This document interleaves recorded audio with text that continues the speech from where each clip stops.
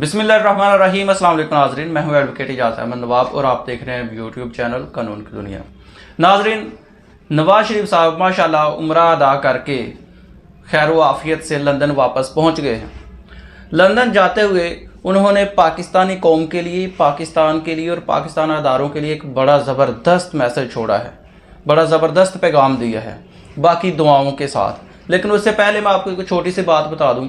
शहबाज शरीफ साहब के हवाले से लतीफ़ खोसा साहब ने रात को एक निजी टीवी पर अपना इंटरव्यू दिया और इंटरव्यू में उन्होंने इंशाल्लाह कहकर कहा कि शहबाज शरीफ साहब नाअहल होंगे। उन्होंने कहा कि कल पाकिस्तान में एक बहुत बड़ा सानहा होने जा रहा है और वो सानहा है सुप्रीम कोर्ट एक और वज़ीर आज़म को नाअहल करेगी, और इंशाल्लाह का वर्ड उन्होंने यूज़ किया। वो वर्ड्स उनका जो क्लिप मैं चला नहीं सकता, लेकिन उन्होंने ये बयान दिया कि इंशाल्लाह शहबाज शरीफ साहब नाअहल होंगे। और उसकी वजह यह है कि सुप्रीम कोर्ट ने 3 बार क्लियर कट कहा है कि इलेक्शन फंड्स जारी करो, इलेक्शन फंड्स जारी करो, इलेक्शन फंड्स जारी करो। डेट्स दी हैं, स्पेसिफिक ऑर्डर्स किए हैं, लेकिन इलेक्शन फंड्स जारी करने तो दूर की बात, उसके लिए पार्लियामेंट से सुप्रीम कोर्ट पर डायरेक्ट हमले किए जाते हैं, फैसला मुस्तरद किया जाता है, स्कैंडलाइज किया जाता है, ऑडियो लीक्स आ जाती हैं और उन ऑडियो लीक्स पर प्रेस कॉन्फ्रेंसेस की जाती हैं और फैसलों को 7 से ज़्यादा फैसले कहा जाता है, वगैरह वगैरह। ये सारे सिलसिले चलते आ रहे हैं। सुप्रीम कोर्ट अगर अब भी कोई एक्शन ना लेती है, सुप्रीम कोर्ट अगर अब भी कोई एक्शन ना लेती है तो बकौल लतीफ़ खोसा सुप्रीम कोर्ट का वजूद खतरे में पड़ जाएगा। और ये मेरा एक्सपीरियंस है। मैं कहता हूँ कि अगर अब भी सुप्रीम कोर्ट ने कोई एक्शन ना लिया शहबाज शरीफ साहब पर, तो सुप्रीम कोर्ट का वजूद खतरे में पड़ जाएगा। नंबर 1 और नंबर 2, सुप्रीम कोर्ट के ऑर्डर्स को कोई मानने को तैयार नहीं होगा।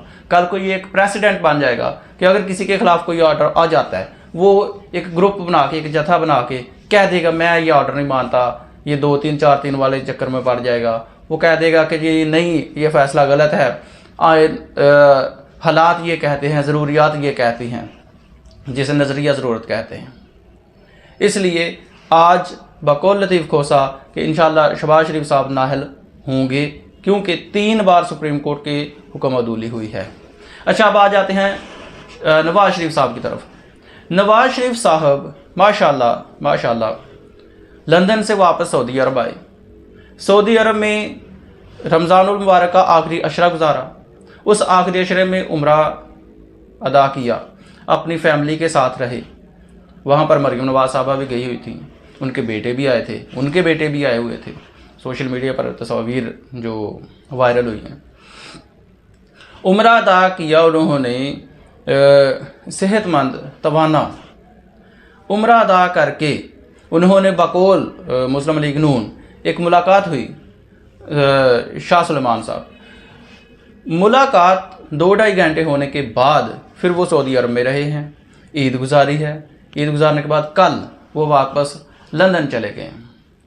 अब मैं एक छोटा सा सवाल आता है आम इंसान के जहन में कि यार लंदन का रास्ता सऊदी अरब से 6-7 घंटे का और पाकिस्तान का 2-2.5 घंटे का, तो पाकिस्तान क्यों नहीं आ सकते थे?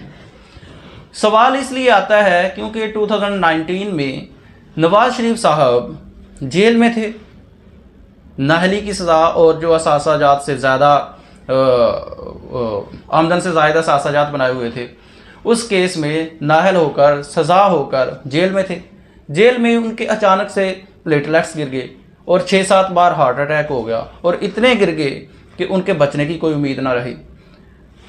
हाई कोर्ट में शहबाज शरीफ साहब ने एप्लीकेशन के तहत एक 50 रुपये का स्टाम्प पेपर दिया और उस पर उन्होंने, शहबाज शरीफ साहब ने यह गारंटी दी कि 4 हफ्ते तक अगर नवाज शरीफ साहब इलाज करवा कर वापस नहीं आते तो मैं जिम्मेदार हूँगा। वो 4 हफ्ते तो क्या, अब 4 साल भी गुजर गए, नवाज शरीफ साहब पाकिस्तान नहीं आए। जब भी पाकिस्तान आने की बात होती है तो कहते हैं जी डॉक्टर्स ने इजाज़त, सफ़र करने की इजाज़त नहीं दी, जबकि वो लंदन में वो शॉपिंग करते हैं, वो जॉगिंग करते हैं, वो फास्ट फूड्स खाते हैं। यानी कि ये शॉपिंग, जॉगिंग, फास्ट फूड और प्रेस कॉन्फ्रेंसेस, ये सारा कुछ करते हैं जो जाहिर करता है कि बीमारी नहीं है, वो सेहतमंद है। उसके बाद सिर्फ बात यहाँ तक ही नहीं, वो लंदन से सफ़र करके सऊदी अरब आ गए और सऊदी अरब से उम्रा करके सफ़र करके वापस लंदन चले गए, लेकिन पाकिस्तान नहीं आए। आम आदमी को ये समझ नहीं आती कि यार वो कौन सी बीमारी है और वो कौन से डॉक्टर हैं जो लंदन से सऊदी अरब तक का सफ़र करने की इजाज़त दे देते हैं, उम्रा करने की इजाज़त दे देते हैं, फ़ास्ट फूड खाने की इजाज़त दे देते हैं, वो जॉगिंग की इजाज़त दे देते हैं, वो शॉपिंग की इजाज़त दे देते हैं, वो प्रेस कॉन्फ्रेंसेस करने की इजाज़त दे देते हैं, वो वीडियो लिंक के ज़रिए प्रेस कॉन्फ्रेंस में शिरकत करने की इजाज़त दे देते हैं, और वो मीडिया टॉक करने की इजाज़त दे देते हैं, और वो मुख्तलिफ मुलाकातें करने की इजाज़त दे देते हैं, लेकिन पाकिस्तान आने की इजाज़त नहीं देते। ये आम आदमी को समझ नहीं आती, लेकिन पटवारियों को समझ आ जाती है।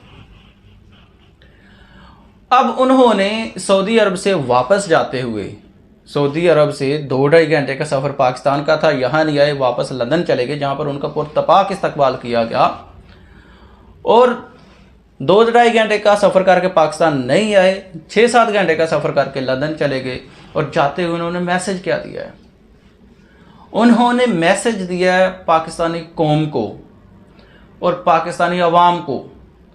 पाकिस्तानी अवाम और कौम के लिए मैसेज ये है कि हम तो आएंगे हुकूमत करने, यहाँ हम पाकिस्तान में जीने के लिए नहीं आएंगे, पाकिस्तान में रहने के लिए नहीं आएंगे, क्योंकि मेरा तो ख़ानदान लंदन में है, मेरा तो वतन लंदन में है, मेरे तो बेटे पाकिस्तानी शहरी नहीं हैं, वो तो पाकिस्तानी कानून को जवाबदेही नहीं है। जब मेरे बेटे पाकिस्तान के शहरी नहीं हैं, लंदन के शहरी हैं, पाकिस्तान कानून को जवाबदेही नहीं है, तो मैं भी अपने बेटों के पास लंदन जा रहा हूँ। पाकिस्तान में आऊँगा ज़रूर, लेकिन तब आऊँगा जब मैंने हुकूमत करनी है। ऐसे नहीं मैं आने पाकिस्तान में जीने के लिए नहीं आना, क्योंकि पाकिस्तान में हम हुकूमत करते हैं। ये था अवाम कौम के लिए। अब इदारों के लिए क्या पैगाम है? इदारों के लिए ये पैगाम है कि हमने 50 रुपये का स्टाम्प पेपर दिया था मेरे भाई ने, ये नवाज शरीफ साहब की तरफ से ये जो मैसेज आता है कि एक भाई ने 50 रुपये का स्टाम्प पेपर दिया था अपने भाई को बैरून मुल्क इलाज के लिए कि 4 हफ्तों में वापस आ जाएगा। अब वो भाई जो इलाज करवाने गए थे वो वहाँ पर सारा कुछ करते हैं, जो मैंने पहले जिक्र कर चुका हूँ, बार बार करने की ज़रूरत नहीं है। वो सारा कुछ करते हैं, वो लंदन से अमेरिका का सफ़र भी कर जाते हैं, वो लंदन से सऊदी अरब का सफ़र भी कर जाते हैं, वो उम्रा भी कर जाते हैं, उम्रा करके वापस लंदन भी चले जाते हैं, लेकिन पाकिस्तान नहीं आते। पहले नंबर पे ये शो करता है कि वो अब अल्लाह उनको सेहत और तंदुरुस्ती दे कि अब वो सेहतमंद हैं, तंदुरुस्त हैं। लेकिन इदारों को मैसेज ये दिया कि मेरा जब दिल करेगा आऊँगा। और दूसरा मैसेज ये कि 4 साल हो गए ना, 4 हफ्ते कह के मैं 4 साल गुजार चुका हूँ, और जिसने श्योरिटी दी थी, वो जो ज़िम्मेदार था, वो तो अब वज़ीर आज़म भी है। तो क्या कर लिया इदारों ने? फवाद चौधरी साहब ने एप्लीकेशन दी कि मुझे इस केस में फ्रीक बनने का फ्रीक बनाया जाए, लेकिन वो एप्लीकेशन खारिज हो गई। और जिसने मंगवाना था 4 हफ्तों तक उसने मंगवाया ही नहीं।